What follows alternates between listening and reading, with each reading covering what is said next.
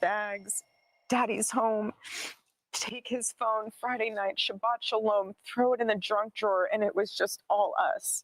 And that's what I always wanted to make so special for him, was coming home. I'd always say, baby, I don't care what time you get home. Home is here for you. Your food will never be cold. It might sit out for a little bit, but I'll reheat it. It's fine. And I just want to encourage spouses, don't get mad. It's so easy. Don't do it. Something ain't right. Door, drop his bag. We put this festival on you bastards with a lot of love. We want to run in here for you pigs. Or you want to break our walls down? Or you want to destroy it? Well, you go to hell.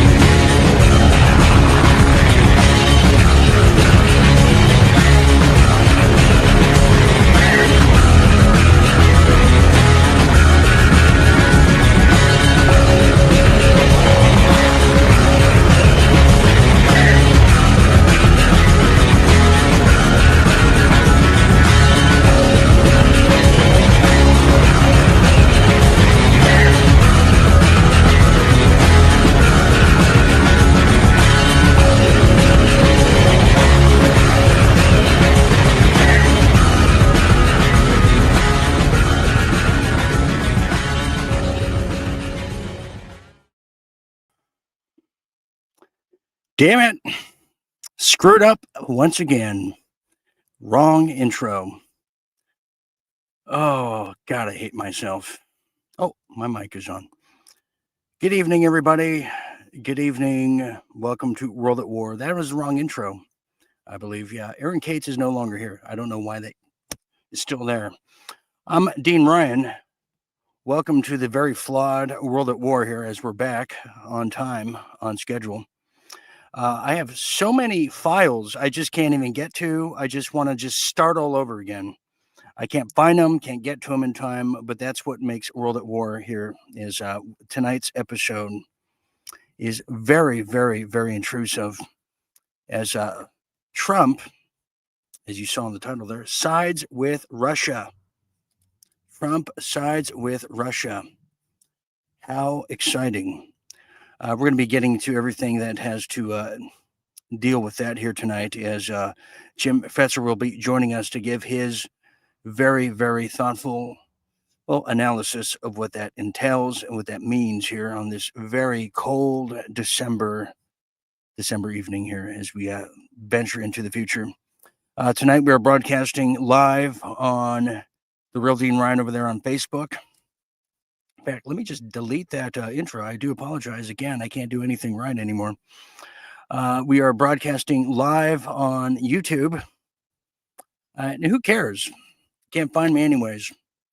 Can't find me. It doesn't even matter where we're broadcasting. If you found me, you consider yourself lucky. I'm past caring. I don't care anymore. I can't do it anymore. But I was actually speaking to the SGT report earlier today, Mr. Sean. And I'm not crazy. He's enduring the same kind of shadow banning on Rumble that I am. But me the worst. So there's no point. I'm not even going to tell you where I am anymore, because it doesn't even matter anymore. I don't measure success because there is none to be had anymore in this stupid industry. Okay, tonight we have a lot to get to with. Yes, you saw the Shalom Shabbat, Erica Kirk. She's in the news once again. She's making the rounds in a very fringe and cringe way. And we're going to get to the bottom of that. What does she mean? This is the cover-up of Charlie Kirk's death continues as the op that it was always designed to be. You're going to learn about that here, as well as a criminal inquiry now on Miss Kristi Noem. Yeah, did you hear about that? Just poor girl. She just can't get a fair shake. Yeah, she can't. Also, major World War III news, as you heard. Yes, it's no secret anymore that Trump and Putin are laughing all the way to their respected areas as the peace treaty, the peace deal with Ukraine is being forced into play. We'll see what that's all about. As Europe is not happy. No, they're not. No, they're not. Not one bit. And we could care less what they feel. Because if you see Starmer over there in England, you just punch him right in the mouth. I hate that piece of carcass. That's how I feel about him. But also, Colombia and Mexico could be on the chopping block next, as General Trump is now looking to just steamroll his way through Mexico and Colombia. We'll see what Tony Montana feels about that. And huge politics, a favorable rating as the next president of the United States could very well be the so-called Mr. Perfect Hair himself, Gavin Newsom, or could it? And then some Real Deal International. We're going to go over what's happening as the Thailand-Cambodia borders. A huge conflict is erupting over there in that area. But also, Australia has launched one of the first major bans for social media for people under 18 the world has ever seen. We'll see if that's going to be a domino effect. A lot of experts who are familiar with censorship are saying yes. We'll see how that is. And also, how to leave the USA in case you want to get out of this rat hole. Well, I have the instructions for you. And then finally, we peer into the myth of, are saturated fats good for you? Yes. Are they good for you? And how do you like your steak? Because I'm quite starving too. Yes. Good question. Okay. Well, we are broadcasting, as you know, the usuals. It doesn't matter anymore, as now we're going to get to some headlines from around the world and in your neck of the woods.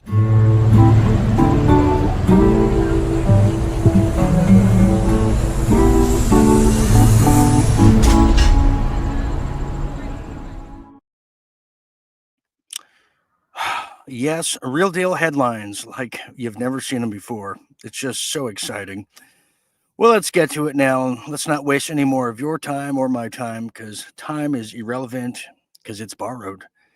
Well, now officers are now revealing what Mangione said while walking out of the Pennsylvania arraignment. Yeah, the man, the boy, the patsy who killed the CEO of one of the biggest health insurance companies of our time. Let me tell you a bit more about it now, as officers are revealing some things we never knew before.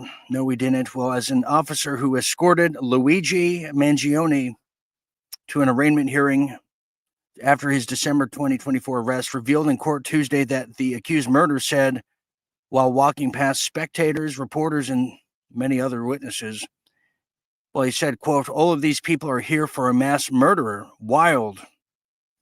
Well, Tuesday, today, has now marked the year since Mangione was arrested at McDonald's, Altoona, Pennsylvania, over there, bringing an end to a 5-day manhunt for the suspected killer to the would-be of the United Healthcare CEO, Brian Thompson, over there.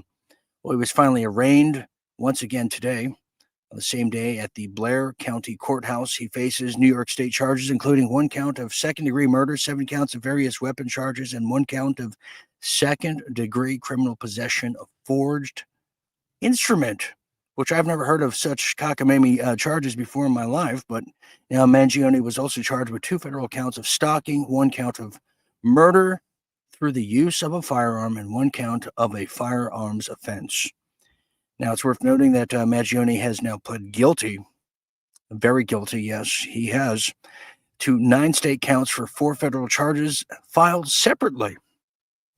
Now, many people are familiar with murder, have said the arraignment revealed new details in a multi-day hearing related to the New York State charges, yet none cared to share what those are, and none dare ask what they could be, because they're past caring too.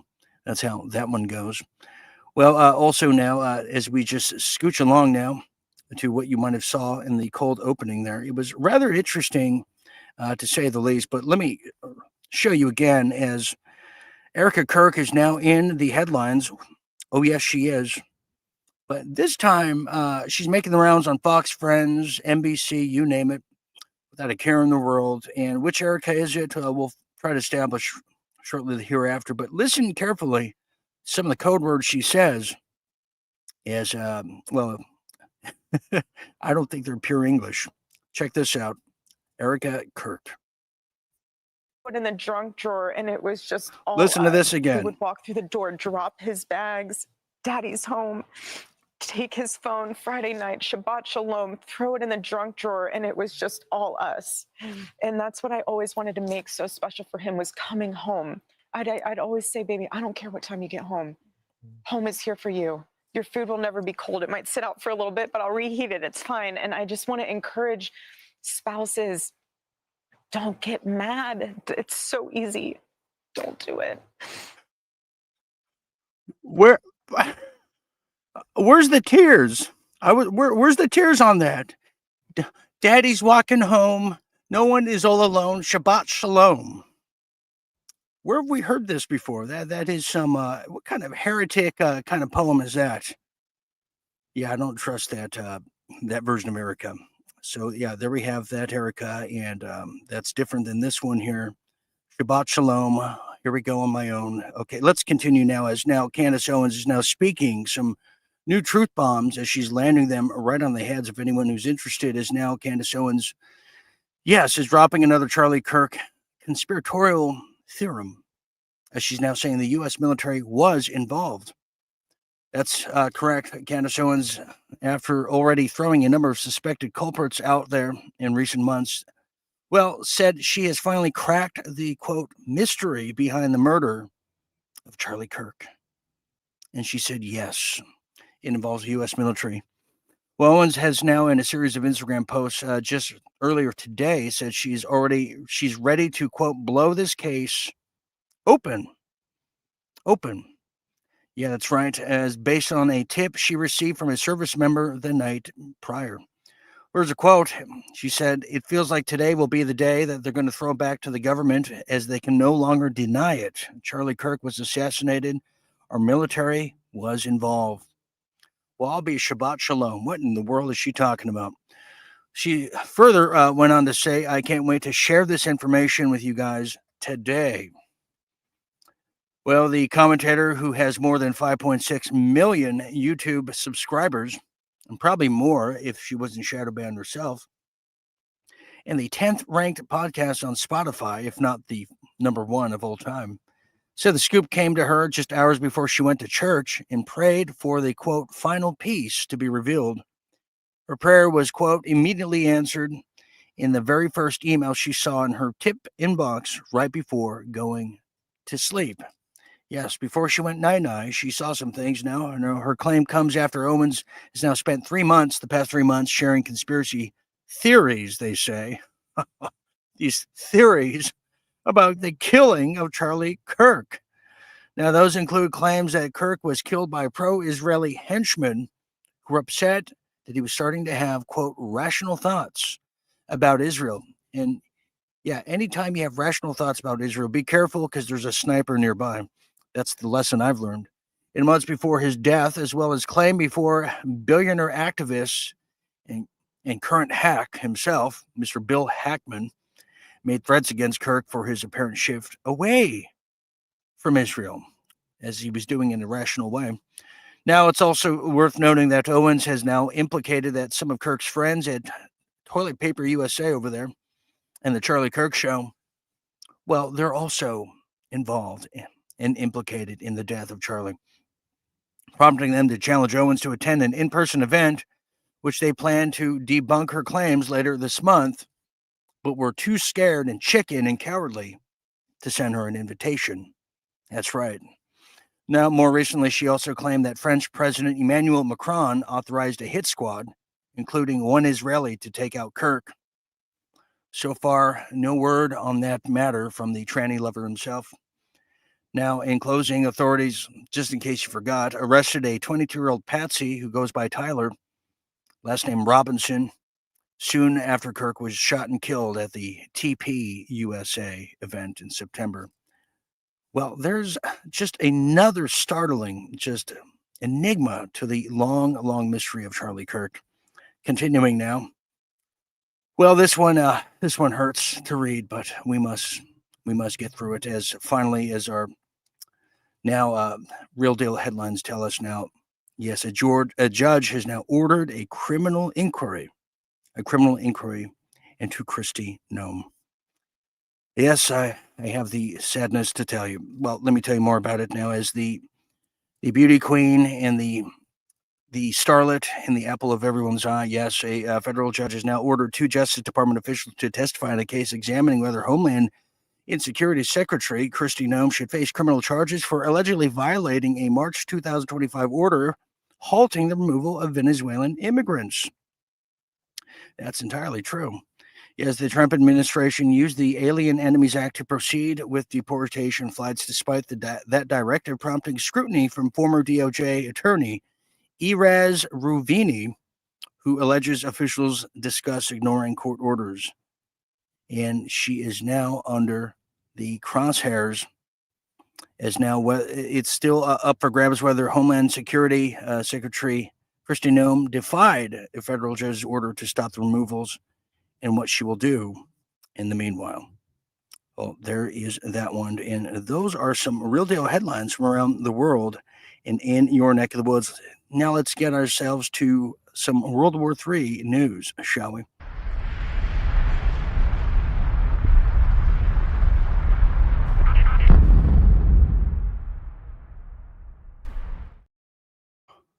World War III, let's talk about it because there's much to talk about indeed. Well, this is now going to be getting to the main story, yes, of Trump siding with Russia. But let me tell you about this now. As Russia has now praised Donald Trump. It's praising him for what, you might ask? Well, I'm going to show you a clip here in a second, but it's now publicly praising Donald Trump, his new national security strategy, a move shaking up the global politics like we've never seen before. A strategy that warns mass migration will make Europe unrecognizable within 20 years and cast Europe, not Russia, as the real crisis zone. In a stunning shift, the document now backs patriotic European movements. Oh, yes. Poses NATO expansion and questions whether Europe can survive as we know it. Now, the Kremlin calls it a positive step, not a two-step, and says it reflects their own vision. Meanwhile, European leaders are furious. They're essing their pants like we've never seen before, which we applaud. And Ukraine's hopes for NATO are hanging by a thread. Has the U.S. just handed Russia a win? Many notables have asked. Well, here's a little clip in this next scene here. You're going to see just exactly what this all means as Russia does claim victory now, as we know it. We'll ask Jim about it next. Check this out. Russia just praised a U.S. strategy that warns Europe could be unrecognizable in 20 years. And the reason why? It aligns almost perfectly with the Kremlin's worldview. Donald Trump's new national security strategy drops a bombshell. It shifts focus away from Russia as a threat. Instead, it targets mass migration in Europe, claiming it will erase European identity and civilization. The Kremlin loved it. Spokesman Dmitry Peskov said it matches our vision, calling it a positive step. The document blasts Europe's elites, warns of censorship, and even suggests NATO expansion must stop. A dream come true for Moscow. It backs patriotic parties in Europe, and questions if some NATO allies will even remain European. Analysts say it's a major blow to Ukraine, and a huge win for Putin's Russia. As Trump reshapes America's global stance, Europe is asking, has the U.S. just switched sides? Europe is asking, but we're also asking the incredible RDM political analyst himself, Jim Fetzer, on this matter, as he might know a thing or two. Let's talk to him right now. Let's welcome to the stage the one, the only, the legendary Jim Fetzer. Jim, are we seeing just what in the world's going on here? This is a huge shift in foreign policy, is it not? Well, it is, Dean, and it's a far more realistic and appropriate foreign policy. It's one that abandons the Wolfowitz doctrine, according to which the U.S. should undermine any country that threatened it for hegemony or domination on the world international scene. We've long since been incapable of achieving that, and this is a realistic recognition that we're now living in a not just bipolar, but multipolar world where Russia and China and the United States all represent major domains of influence. Plus, he's acknowledging that Russia won the war. Now, historically, to the victor goes the spoils. Russia has defeated Ukraine, but there are leaders in Europe who don't want to acknowledge. They're afraid it's going to lead to the dissolution of NATO. There's a lot of money involved here where money triumphs reason and rationality in terms of actually working out real solutions to real problems. So this is all very positive.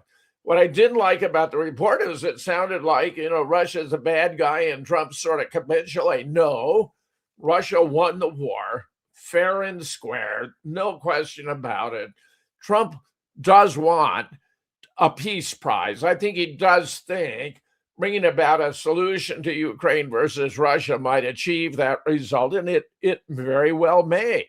But the fact is, this more realistic policy is utterly consistent with America first. It has to do with our being more concerned with matters at home, the Western Hemisphere, no longer trying to dominate others, and only, I dare say, intervene when American interests are at stake. It's a very, very positive development if he will follow through. Well, Jim, just to jump on the back of your claim with the European leaders. Well, here's a little clip of just their doubling, tripling, quadrupling down support of the Mossad asset himself, Zelensky, and it's as cringe as it sounds. They're doing it. Listen to this. Which is that we stand with Ukraine, and if there's to be a ceasefire, it needs to be a just and lasting ceasefire, and that's why it's so important. They caused the high. I'm going to stop it there, Jim. I don't. So they're standing by. They're standing by by all measures, by all cost. They're going to be standing by Zelensky, and it makes no sense. What do they have to gain from this? Because you have Trump on one hand, who's now accused Zelensky of stalling the progress of peace agreement by refusing to accept demands that favor Russia, and saying what we all knew, that Ukraine is losing the war. And so you have these leaders from Europe who he labeled weak. What are they to gain from this? They have looked at Russia as a treasure chest. They can solve all their economic problems. If they can break up Russia into little statelets, they feel they can exploit Russian resources and benefit European nations. This is an utter abdication of being responsible to their own populations, their own nations, and their own nation's interests. I'm sorry, this looks like just a residual effect of the Rothschild influence, the Great Reset, the Zionists trying to control the world. They don't want to give it up, Dean, but it's all over. It's all over. And this this new national security statement is a very realistic approach to the way things are today. I like it. I welcome it. It's a tremendous relief. I never expected to see it in my time. Well, one thing that remains dangerous too is now we are viewed as a hostile country, and this puts now Trump on the chopping block. They're going to try to assassinate once again, and here it is why. Trump's team sees Europe's erasure. But Europeans now, the leaders that is, see a hostile U.S. They see us as a hostile country like Russia. And I think you're absolutely correct, Jim, that we are now fighting the Bolsheviks. We are now fighting the Zionist Greater Israeli Project in masquerading as European leaders. And this is a very dangerous time for Donald Trump going forward, because he's playing a very close-knit game of high-stakes poker as far as I can see it. But I want to transition here because now that brings us to another war front of now Mexico and Colombia are now up for grabs and fair game to Trump, who's talking about just mowing his way in there with the ground war. Where are we on that front too? Because that's tanking his approval ratings, is it not?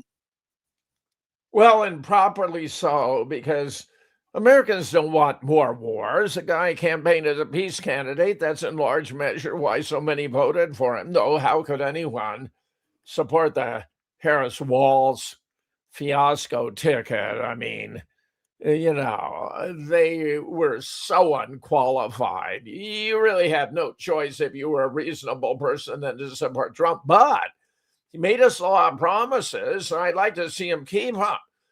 Going after Venezuela or Colombia, bad, bad, bad. Going after the cartels in Mexico, I can support that.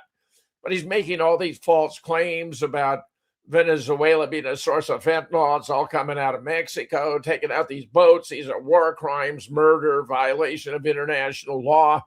He's got to get his act straightened out, Dean, because he's acting like a schizophrenic, frankly, and it ain't good. He's got the potential with his new national security strategy. If you'll abide by it, he could come out smelling like a rose, but undertaking attacks, ventures in the Western Hemisphere against Venezuela, Colombia, or Mexico, as opposed to the cartels, ain't gonna do it. No, it's not. And, just looking and peering into this, you see people like Viktor Orban who are really praising Trump's move.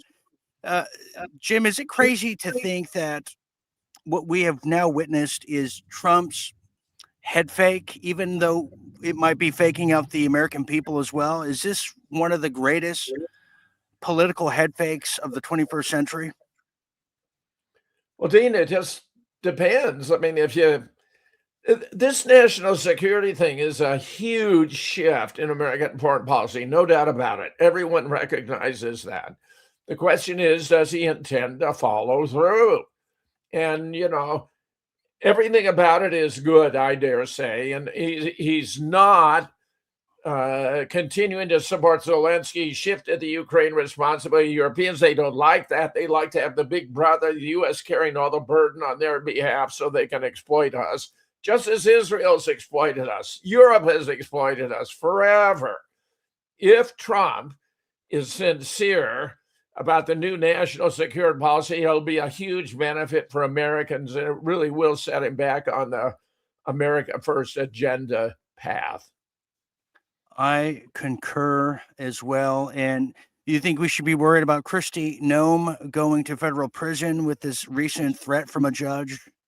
I don't think so. She's quite the babe, I gotta say. Compare Oh her my! to Erica Kirk. Kristi Noem has it all over. This Erica is so phony and so fake. Dean, I'm embarrassed. Every time I see this Erica Kirk, it just smacks of fraud, deception, deceit, acting, insincerity. It's embarrassing, frankly. Yes, it is, Jim. I couldn't agree more. And she's got nothing on Kristi Noem. I don't care what she says. Not I in don't the care same what she says. category. No Kirk way. might be a 5, Kristi's a 9. I mean, Oh, easily, Jim. Easily. Yeah. I will give Erica. Yeah. I will give one of the Ericas credit for the leather pants. She was trying to take Kristi Noem's crown from her. I'll give her credit there, but she's no Kristi Noem by a long shot, Jim. I don't care what she says or does. When she pressed her pelvis up against J.D. Vance, that was a bit much, and everyone noticed. We sure did. And once again, we want to thank you, Jim, for being here. And if in case you missed over the weekend, we want to also wish Jim a happy birthday once again, his big 85th. We had a hell of a weekend. I know Jim did as well. He gained 5 pounds at the buffet just the other day. Actually, I did gain 5 pounds, but I've already knocked off a couple of them, Dean. You're actually right. I did gain that day 5. It was a wonderful birthday, Dean, and I'm working off the weight very fast. Well, I could see that. So thank you very much, Jim, for being here. We'll talk to you soon, very soon. There you have it, everybody. Dean. Okay, Jim Fetzer for the win there. I'm glad he sees what I see there. I think he does. Okay. A lot of people commenting. We're going to now continue into some real deal politics, just the way you like it. I'm feeling better now. It's amazing how Kristi Noem can do that to you. Just incredible.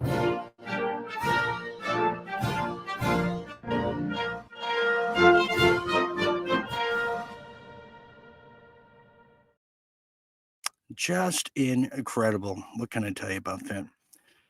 A boy can dream. Anyways, now this brings us to some real deal politics over there in Illinois. As a wannabe governor is now talking about doing some major things. Well, let me tell you about it now. As Governor Spritzker. Yes, Governor Pritzker, well, just signed into law a new law over there of measures that seek to limit immigration enforcement in the state as he pushes back on the aggressive federal campaign of mass deportations, which how massive can they be when they're just the same amount of mass deportations we saw during the Biden era? I often wonder, is this more Pritzker theater? I often wonder again. Well, continuing now, as he signed a new law that follows months of tension between state officials, just between Donald Trump and, as you heard, the judge and Miss Kristi Noem. Well, here's what he said about it. He said, quote, "With my signature today, we are protecting people and institutions that belong here in Illinois. Dropping your kid off at daycare, going to the doctor, or in my case, stopping by the local donut shop. Well, you don't want to have a life-altering threat from a man with a mask on. No, I'm not talking about Biden or one of the Trumps. I'm talking about ICE. That's right. Illinois is now in the face of cruelty, intimidation, has chosen solidarity and support." Unquote.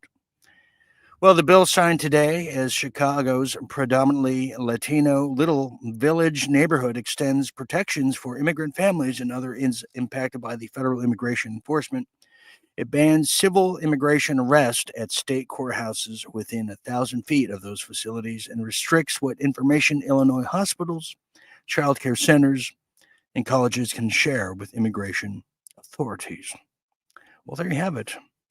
Governor Pritzker, once again, to the rescue for some. Man who's never said no to seconds. Well, now that brings us to Newsom. A man who's just never said no, because that's what whores usually do. Well, alleged governor, I should say, Gavin Newsom's favorability rating has now surged beyond measure over there in California. Yes, it is the man who comes from a crime family called the Pelosi's, and a man who has just continued the mandates of the COVID era, or at least tried to, was now surging in popularity, even if it's fake. Well, we're going to run with it. They're saying now, a year after Donald Trump's return to the White House has now demoralized California's Democrats, while Gavin Newsom and his allies are riding anti-Trump sentiment to a polling rebound. Well, a new survey has now come out from the Public Policy Institute of California, now finds that both the governor and likely presidential candidate himself, allegedly, in the heavily Democratic legislature surged to majority support in the final months of this year.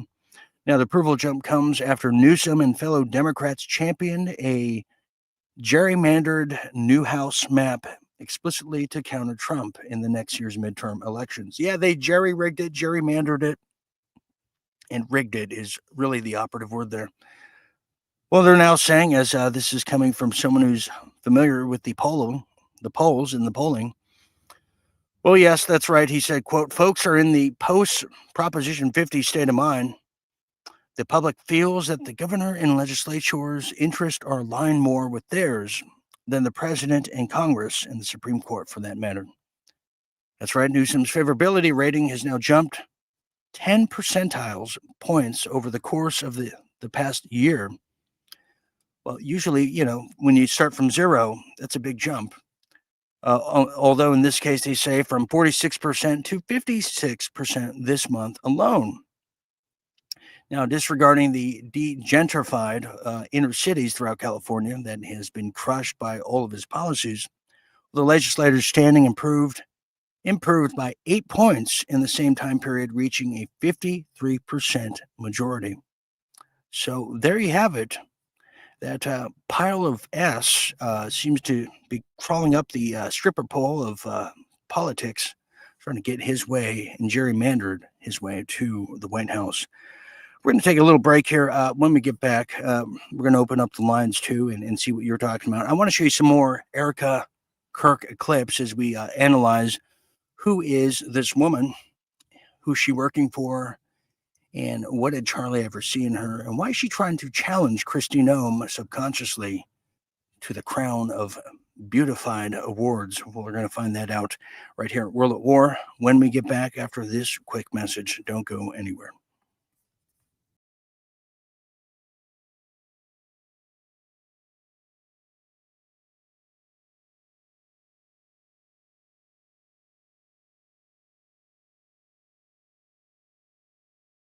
We haven't gotten to the more perfect union, and we fought a civil war over part of it. And people have been protesting, for hundreds of years that, things were not as they should be, given our ideals and how we should be moving toward them. So I think that's what makes us so special as a country. And the idea that you could turn the clock back and try to recreate a world that never was, dominated by, let's say it, white men of a certain persuasion, a certain religion, a certain point of view, a certain ideology, is just doing such damage to what we should be aiming for. And we were on the path toward that. I mean, imperfectly, lots of, bumps along the way, but I agree with you, we were on the right trajectory. Let me.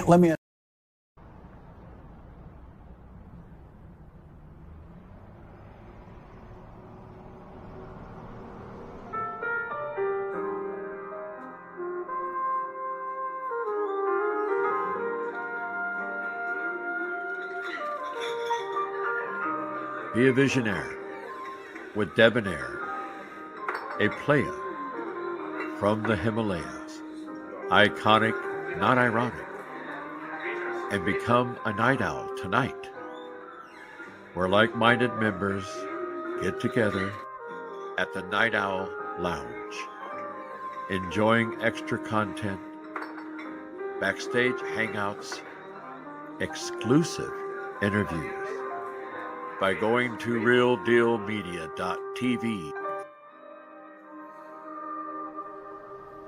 Again, that's RealDealMedia.tv.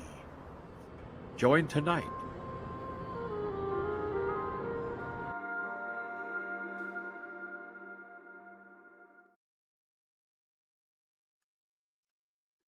All right, we are back here as tonight's show is brought to you by the Real Deal Media Night Owls, who make everything possible. And what a heck of a weekend we had here. I'm still recovering from the birthday to the deep dives into the Isaac Cappy cover up, which I do have some information on that. The Night Owls can hear me. I spoke to a certain Rising Phoenix via telephone yesterday. I can tell you all about it following tonight's show with a backstage for members only. Come talk to me after the show. I've got your fix for you. All you got to do is go to RealDealMedia.tv to become a visionary debonair. RealDealMedia.tv and get there fast. We will have some Christmas collection starting tonight. It's going to be brought to you by, for you. You'll see it. A big thank you to those who keep these broadcasts going at givesendgo.com/realdealgo. Thank you for making this possible. I'll get out of my funk very soon, because sometimes you get funkified. Speaking of funky, well, let's have another gander at Funky Brewster herself, the one and only Erica. And let's find out who this person is, shall we? We're human. Mm-hmm. I mean, he's 31 years old, and that's way more profound than I think anything I could say. He did not just write this book, he lived it. So when you feel something so deeply and you've experienced it and you lived it, you want to be able to tell other people, look, this will change your life. I know it might sound simple, but sometimes the best answers are the most simple ones. It is truth. And he, again, our whole team knew on days where he didn't get a full Sabbath and did, because he just was so locked in, and he he just, again, was the most incredible man, but this just took him to a whole new level. And it was in a way where you would look at him and be like, whatever you're doing, I want to do. And he's like, here. And this is his final message. This is what I'm trying to express to people. This is Charlie's last book. So people can write books all about my husband and what he believed and what he said and analyze his videos. These are his words. And when you read them, you feel him come to life. It's powerful. It is very powerful. And it really caused me, as I read it, again, I read the whole thing, and right. I'll be honest, I absorbed. can't. Hannity can shut up. Nobody can stand him. Just unbelievable. That's the incredible, the very audacious Erica Kirk. I think Erica Kirk number 3. No, number 2. Erica Kirk number 2. And she goes by number 2. Welcome back. Still Dean Ryan here, your cruise director. Cruising with you in Midnight and Beyond. That was a Shakespearean Erica Kirk who was just so trying to remember her lines, her script. She's going to be implicated in the death of Charlie Kirk. But you know what? I had an epiphany last night. I want to share this with you. I was thinking about all this, and it's amazing what THC can do to you on the side note. But I swear to you, and tell me if I'm off track about this. So you have Tucker Carlson and Candace Owens. Then you have the Nick Fuentes. Then you have like the Alex Jones types, and I guess all of us types. But let's put me out of the side. So you have all these people that are maybe arguing with each other in kind of a theatrical way. You have like Tucker Carlson and this Nick Fuentes kid arguing, because one has a hardliner, more of a hardliner stance against Israel versus another one that doesn't. Nick Fuentes will, go with everything that the FBI is saying, the official story, but questions so you have all these different categories, but there's one theme that remains is Israel is on the plank, and so are the two-party systems. So no matter which person you're following or listening to, those are the two constant themes of all these different people that are hoisted to the top of visibility.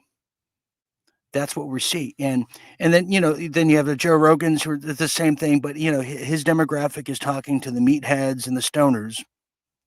But his theme is similar to the ones I just shared with you of holding Israel to walking the plank and then holding the two parties who are walking the plank too. So this goes into something that was planned long ago where all these people could be working in tangent, compartmentalized at the very least, with all those two themes together to rise up this new middle ground of the United States and eradicate both parties. And there was a kid who found a document about this very plan that was killed, I want to say in 2018. And I cannot for the life of me find out his name. There was all videos of this have been erased. I saw it somewhere on BitChute, believe it or not, the ghetto alleyways of the internet. And it just clicked to me that I think that's what is happening. When the cameras are on and some of them are, at each other's, loggerheads, but really the common objective is eradicating the Israel influence of our country and stranglehold for that fact, and eradicating the false left-right paradigm. And what a relief that would be. But this seems to have been planned long ago. And that's why people like me who are pointing this out, who are pointing out the shot callers of this whole thing, that's why I am being eradicated from the interwebs, because I'm telling you the plan and I'm not supposed to, I guess. So it just dawned on me last night, and what a revelation to have. Don't you think? Claudine says, don't trust Fox News. Oh, but I wanted to. Come on, Claudine, just for a little bit. Yes, of course. And We have a Caroline Shepherd that says Hillary got a big bump. It's called a noose. Yes. And Cape Man says, I can make polls say whatever I want. Man, what kind of magic are you possessing, Cape Man? If you can do that, you better tell me the secret. I want to hear it right now. And we have Mr. or not Mr. Excuse me. We have Loves to Garden. I love a good green thumbs. Yes, my grandma taught me well. It's one of the most healing things you can ever do is have a garden. It's the basis of Tai Chi as well. But Loves to Garden says, haven't watched you forever. Just came in. I'll replay. Yeah, it's hard to watch me forever. I can't even find myself.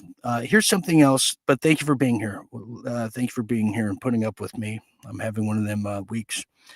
We have Wild Mountain Bear says, I think Trump should side with Russia on this one. The dictator Zelensky needs to resign. 2 million have died in Ukraine. Hey, Wild Mountain Bear, remember what I think it was Colonel or General McGregor said just the other day? Zelensky is planning to flee and head to Tel Aviv, which would make sense and plays into our initial thesis that he is indeed a Mossad asset. I almost said molasses asset. He's part of the molasses. Here we have on Rumble. Thank you for being here. We have Mr. Watland. He says they love the division. Yeah, there's no joy division in this one. We have Maddie Lynn says Tim Pool blew his cap off. Oh, I know. I hate Tim Pool. Yeah. If I ever see Tim Pool again, I'm going to just choke him out with that beanie. Just for you, Maddie. Thank you. We also have, yeah, okay. Margaret says, I didn't know he was bald until today. Well, then, yeah.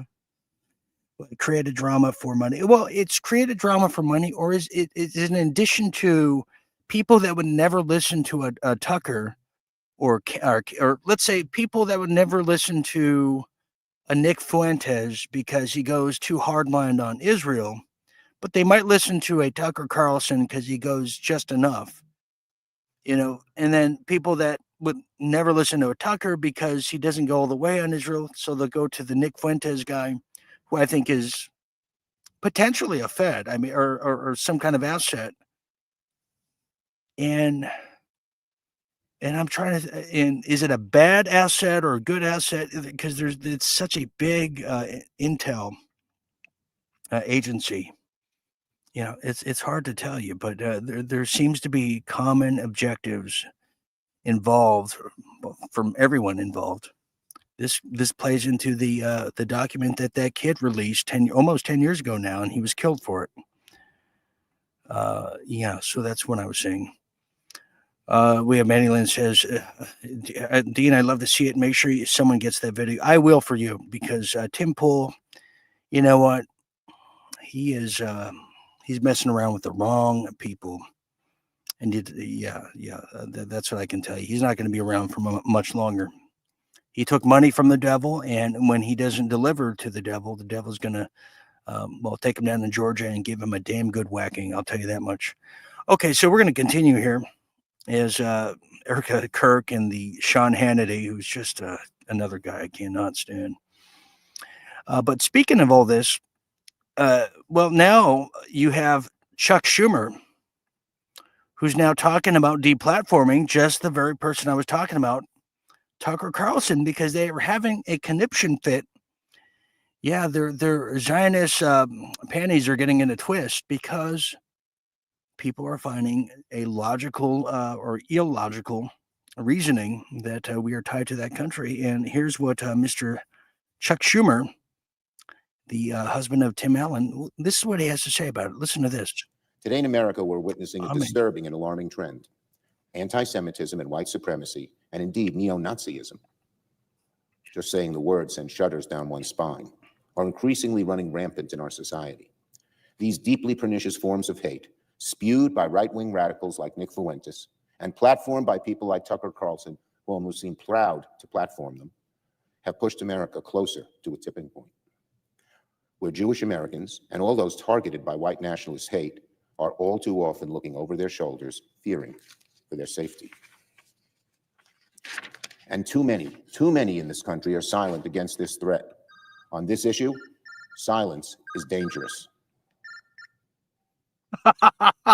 So today, because silence is dangerous, today Tell 'em I'm I'm not here. introducing a resolution co-sponsored by every single Senate Democrat, all 47, that rejects this resolution, rejects Nick Fuentes and his anti-Semitic and white supremacist views. Hello, who is it? This resolution condemns Tucker Carlson for giving Fuentes a platform. And it condemns anti-Semitism, white supremacy, and Nazism wherever and whenever they strike. As I introduce this resolution today, I invite my Senate Republican colleagues to join us in taking a stand against hate by co-sponsoring this resolution. The country wants to see both parties. Okay, so the country's falling apart, and all he cares is about, let's make a resolution so people around the world know that we stand with Israel. What a little bitch! And let's look at his papel. Is it an American flag on there? Is it an Israeli flag? Because honestly, it should really just be a white flag, because he is a total coward, total compromised loser. Let's finish what he has to say. He's united against anti-Semitism, so it's not too late for my Republican colleagues to join my resolution. And this is not a theoretical exercise. Senators speaking out against white supremacist hatred is vital in today's day and age, because there have been far too many instances lately of anti-Semitism. Sure. And again, just to prove my point too, he has the Vulcan ears too. All the evil men we're talking about, they all have pointy Vulcan ears. Just look one more time. There it is. Look at the Vulcan ears. He looks evil. Yes. Yeah. And he looks like an old dinosaur. He is what he is. What a just evil. Yeah. All we care about is having resolutions so Israel knows how much we love them. Oh, no. Yeah. Now, also happening too in some Real Deal Health, before we get to some Real Deal International, who remembers Deborah Birx, Dr. Deborah Birx? Well, this woman has become decrepit as she's now coming back into the fold here once again in trying to promote the new the Hep B miracle jab for pregnant women. There's no end to these people.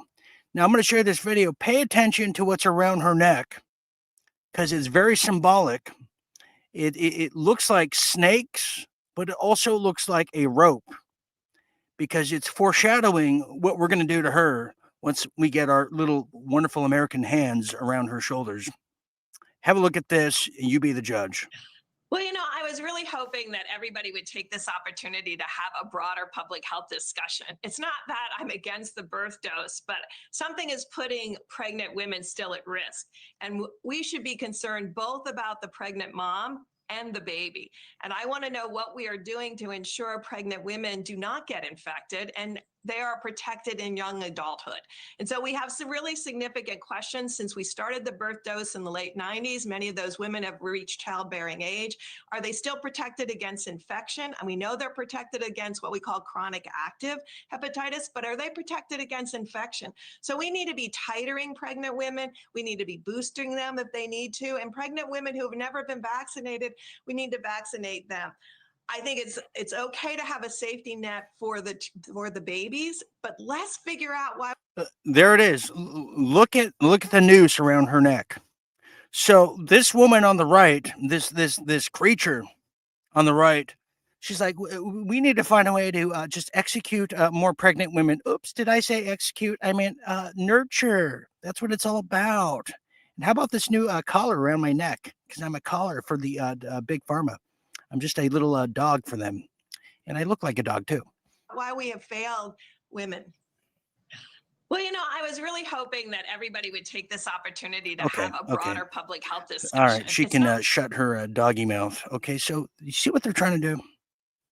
See what they're trying to do here? That's that's not favorability for any of us here, is it? So that's how that one goes. Now let's get to some Real Deal International, because I'll tell you what, we're going to be talking about Australia, as now they're about to do something very dastardly that the world has yet to see ever before. And young people are going to be affected because they don't want young people to know the truth about what's happening in this world. No, in Australia, they just want to take you to a soccer stadium if you're young, and mandate you get the miracle jab. If you try to leave, they're going to call it a accidental death. That's how that one goes if you're down there under. So let's take the Concorde and really travel all the way down to Australia.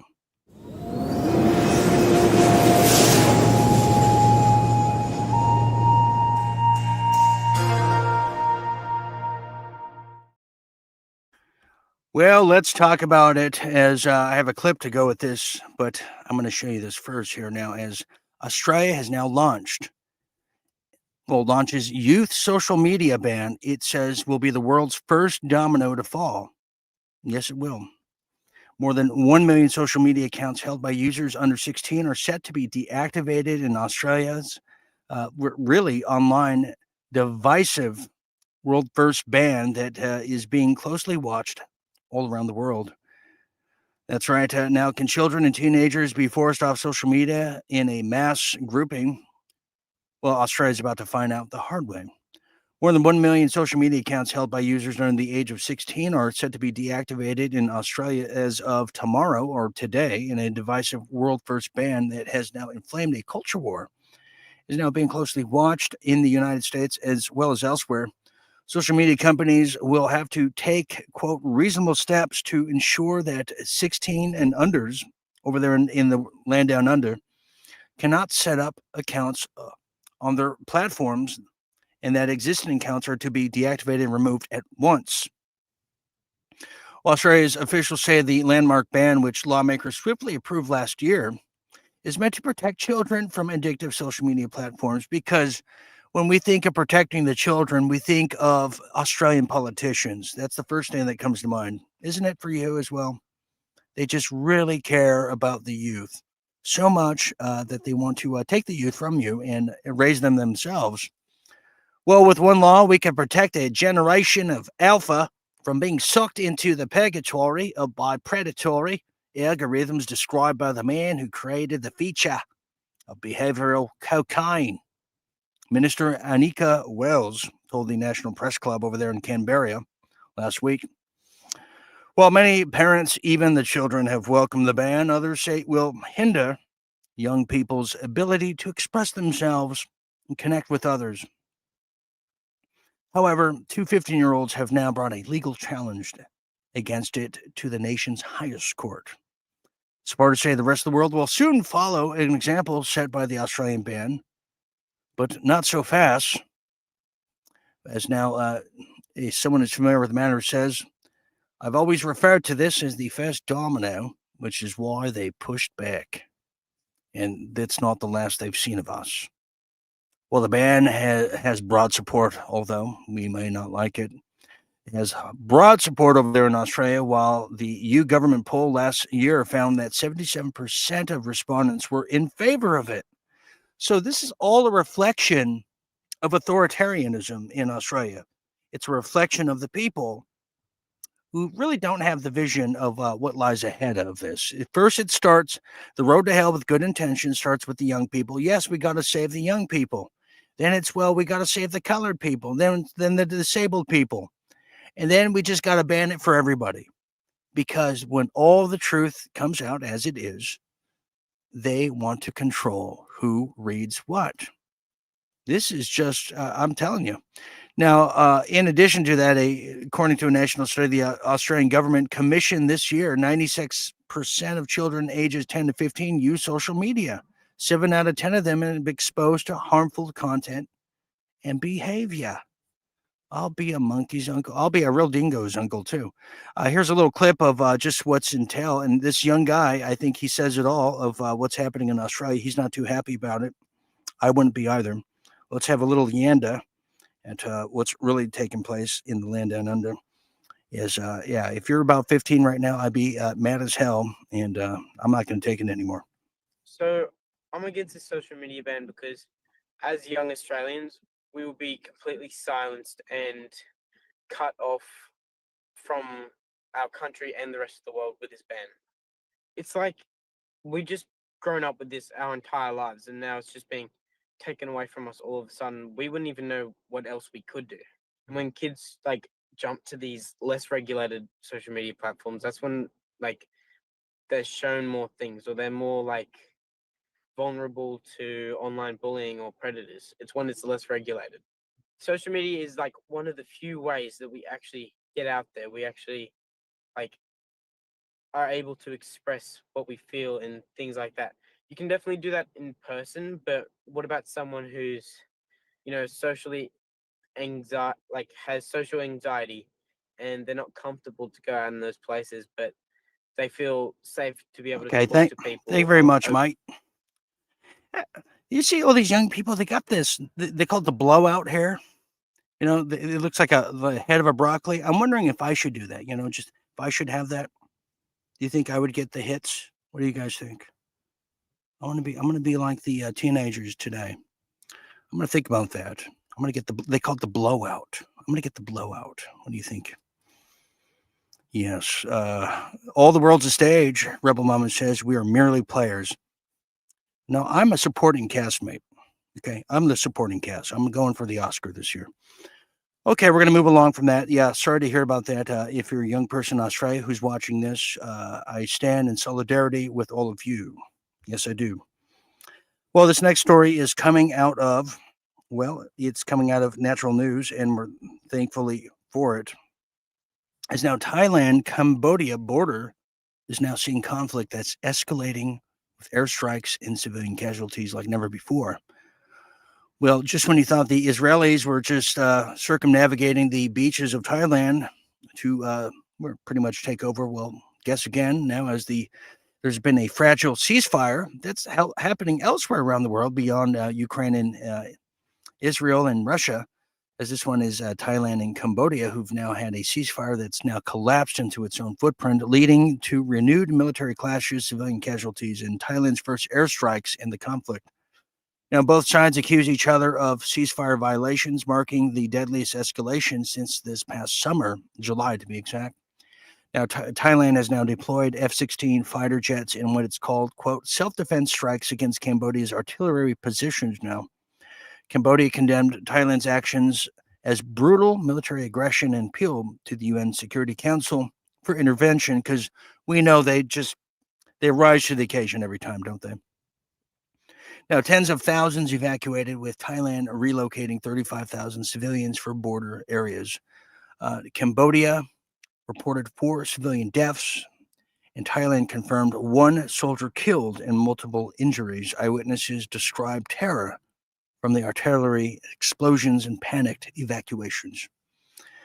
Now, the conflict stems from a colonial-era border dispute, 1907, many have said, lingering resentment over the 1962 ruling awarding a temple to Cambodia. Now, previous peace efforts, including a U.S. brokered deal, have failed, with Thailand suspending agreements after alleged landmine attacks. Well, that's going to hamper my travel plans to Thailand. Yes, it is. I'm now going to have the green curry instead. And finally here, as we now almost get to where we need to be, archaeologists have found something very interesting in Mexico. Oh, yeah. Oh, yes, they have. They've now found a cube-shaped human skull in Mexico, and they're saying it's not the skull that you're thinking of. Well, speaking of skullduggeries, that now tells us about a 1,400-year-old skull shaped like a cube, and it's unlike anything we've seen before in the region, many experts who are familiar with skulls have said. They find it all the way there in the Balkan Montezuma in the Tamaulipas area. Immediately stood out because of the unusual cranial modification styles. There don't come from anywhere else like this. Now, according to a translated statement, and I'm going to show you the skull right here, actually. Yeah, you got to see this. To know what I'm talking about, you should probably understand. Let me show you this real quick. This skull is unlike any skull many people have seen before. It's bizarre, it's unusual, and what they don't want to tell you, it's probably not from this planet. Here it is. Have a look at that. Unusual. But let me continue with the bizarre bizarroness of the archaeology expedition. Now, according to a translated statement from Mexico's National Institute of Anthropology and History, the skull belonged to a middle-aged man who lived in the village that flourished around AD 400. Dozens of circular houses filled the settlement itself. The cranial modification wasn't unusual there, but this shape absolutely was. Biological anthropologist Jesus Ernesto Velasco Gonzalez said the modified skulls from the area usually point upward in an erect shape created by soft padding. This one, though, was flattened across the top, giving it a block-like structure that specialists refer to as a parallel piped kind of head. Many experts really don't weigh in on if it could be outer earthlings' influence, although evidence now suggests, yes, it could be, but who's brave enough to say it? That's the skullduggery from Mexico that's currently happening and underway. Another example of it. There you have that one. Okay, continuing now. Well, I guess closing. As promised, a lot of people are becoming expats, leaving the United States, but many people just really don't know how. That's true. Well, let me tell you about this now. There's now this coming out of the New Yorker. It's called How to Leave the United States of America. Yeah, that's true. That's true. How to Leave the United States. I'll tell you what. I've thought about this a long time ago before it was popular. I've always wanted to live in Costa Rica because I love the beaches and I love the food. But I'm not sure if I want to do it this way. Well, how to leave the U.S. of A. Let's get to it, shall we? Well, here is now just ways to do it, as I have friends who have done it, is there's now a organization called GTFO, which I think stands for Get the Freak Out. Oh, God. I just love it. They're saying the American dream is something you're told about, but it's not really something that's really at play currently. They're saying every 4 years, a group of Americans threaten to leave the country, depending who's on the White House. These proclamations tend to take place early November and involve Canada as well. Moving is hard. Moving countries is even harder. There are families, jobs, pets in the mix this time around. Many Americans seem to be acting on their desires of leaving. Now, the State Department doesn't keep close track on how many Americans settle abroad, but immigration lawyers told many people are familiar with the migration that the number of people approaching them about it has gone up since Trump was reelected. Big time. For Americans without much money, grandparents can be a golden ticket. Tens of thousands of U.S. citizens have sought out second passports since last fall, hunting down birth registrations, marriage certificates, and records from synagogues, believe it or not, and churches themselves. One estimate says 40% of Americans could be eligible for another citizenship. That online influencers advertise alternative paths to beautiful, affordable gun and carefree lifestyles. Social Security payments to qualify for Portuguese passive income visas skirting Thai laws with regular visa runs to Cambodia. Exploiting Albania's generosity, for example, 12 months visa-free. There you have it. This is what the Israelis are doing, and I guess now we could say Americans are doing it too. Now, between January and November, 67 U.S. citizens, for example, in this case transgender, believe it or not, have requested asylum over there in the Netherlands. No, not their Netherlands. No applications have been approved this year, but many have said they're even petitioning there's even Americans petitioning Turning Point USA to help them to get out of the United States. That is fascinating. So the more you look into it, there are places that will tell you all the ins and outs of it. One of the GTFO organization over there, their selling points is perhaps we're going to teach you how to address clients of getting out, how to find jobs abroad, how to find your birth certificates, passports, visas, and they have it all managed for you. So I guess that's all you have to do is type GTFO, and they're going to help you get the freak out of the United States. That's what we have to learn about that one. There you have it. Finally here, and I guess I should ask, are you ready to leave the United States out there or Canada? That's something we should be asking. We have Hammer Time who says commies can go pig to Pig Island over there in New Zealand. I heard about that.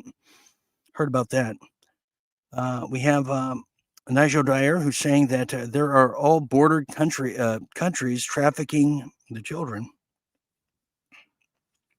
Yeah, that's true too. Okay, finally here, as we get the freak out of here ourselves, I have a question to be asked from you. And this is something I've thought about and I've talked about with a lot of different people about health.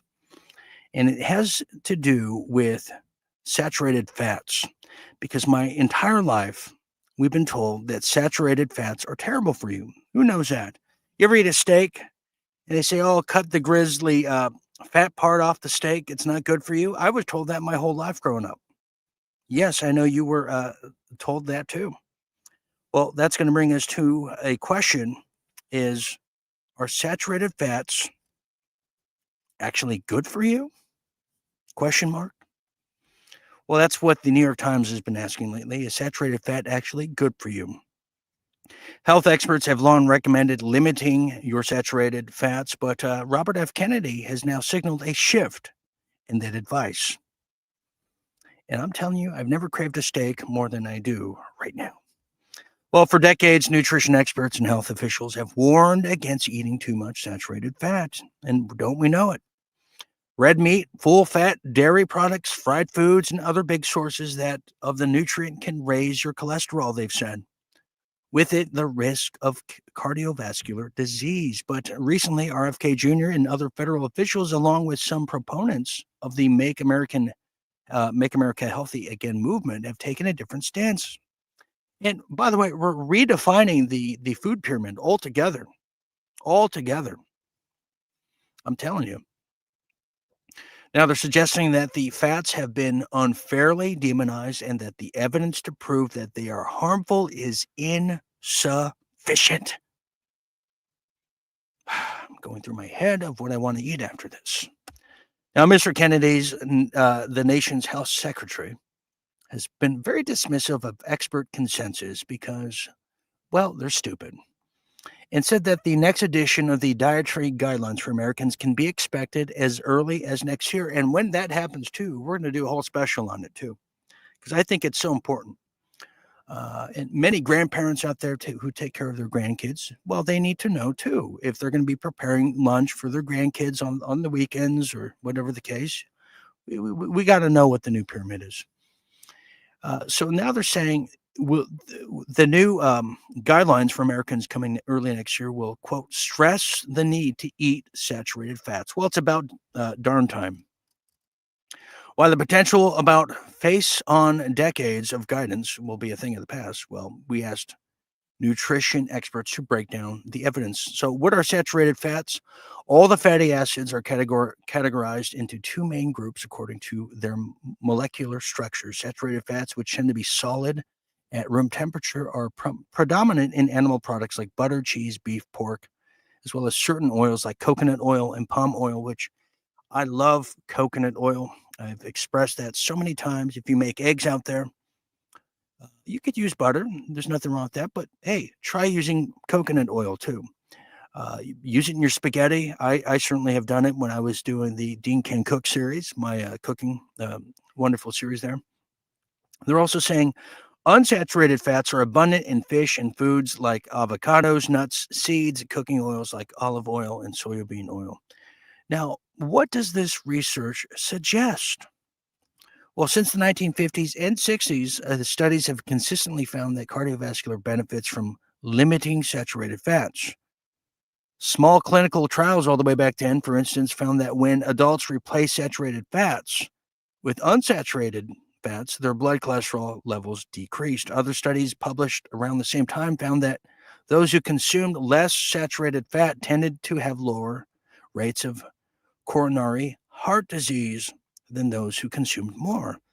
Based on this research all the way back there, the American Heart Association began recommending in 1961 that adults at risk for heart disease replace saturated fats with unsaturated ones. Now, the federal health officials issued similar guidance for everyone, all the way back in the 1980s. So, and we've all grown up with that. Now, why are some questioning the studies? Well, public health officials have now provided little explanation for why they want to roll back the long-standing advice on saturated fats. Now, some influencers in the health world, including those in the Maha movement, have argued that because humans evolved to eat red meat and other animal products high in saturated fats, that those foods are inherently good for us. And they contend that the unsaturated fats, rich in like seed oils, canola oil, soybean, etc., which experts recommended all these decades, well, in fact, they're not helping us. However, the experts said there's no evidence that seed oils are harmful to the health, right? Or that saturated fats are beneficial, said Dr. Walter Willett, who is really just getting on a lot of people's nerves now, a professor of the epidemiology and nutrition over there at the Harvard Chan School of Public Health, which I should apply to. Well, he said, in fact, he added the opposite is true. Eating fewer saturated fats and more unsaturated fats has been likely one reason deaths from cardiovascular disease have declined. And notice they only interview those who are pro unsaturated fats. So we're approaching a collision here starting early next year. And I'm going to keep my eye on this because you might have even heard of like the keto diets that have really helped a lot of people out. We are now evolving and reshaping everything that was deemed undebatable, unarguable is now being turned on its head here. Because you got to imagine, I mean, our people have been eating, just saturated fats long before there was even a chart, wasn't there? Here we have people that say moderation. Thank you, Claudine. Need cholesterol for the brain. I think so. We have Loves to Garden that says, oh, I've upped my fat intake in I do fully fat yogurt and cheese and such. I do too. I will never be able to drink low fat milk. I have to have whole milk. I can't do it otherwise. I'm telling you. Olive oil is best. Yes, it is. I love olive oil. And the oil too. Okay, there's that one. We have something girl that says lots of steak. Bacon is solid at room temperature, spread on bread. Yeah. What is it? Bacon jam. You've heard of that? Love it. We have Hammer Time says coconut pie. Absolutely. No doubt about that one there. We have Maddie Lynn saying it suggests that they plotted to put us on the big pharma cholesterol meds. That, I didn't think about that. Yeah. We have Rebel Mama says, and starve the brains of older people, which drove up the dementia rates. Good. See, this is a thinking class here. I'm telling you. We have Mr. Watland who says olive extra virgin. Okay. Mr. Watland, we're talking about foods. I don't know what you're talking about. It's a little... Oh, olive oil. Excuse me. Yes, we have Loves the Garden says, I've lost 30 pounds in 6 months eating the same way and upping the fat. No light and fat-free anymore. I'm on a mission here, though. That's brilliant. I'm going to be doing that, too. Yes, Claudine says, you are what you eat. That's right. I'm a bear claw. Apple fritter bear claw. You're absolutely correct on that. Which brings us to...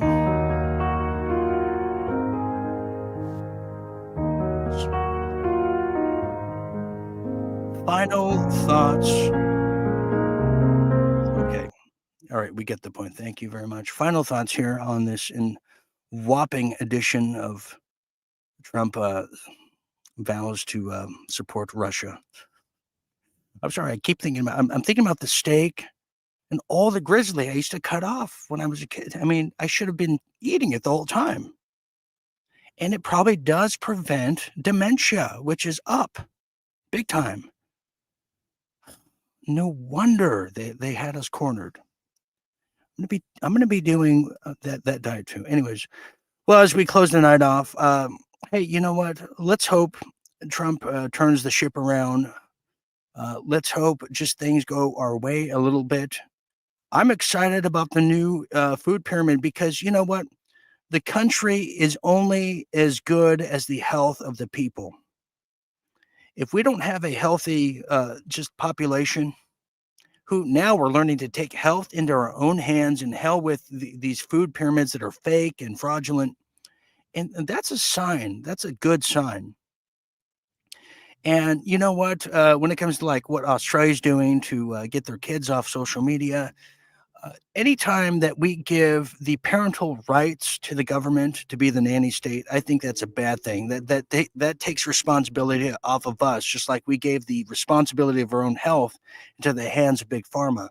And look what that got us. So let it be the Americans then to take the health and the responsibility as a whole back into the hands of the individual. And I think that's a good thing. And yeah, I'll tell you what, I'm starving now. I'm going to go get something to eat because I feel like a true man, an American man who's ready to just take a bite out of life.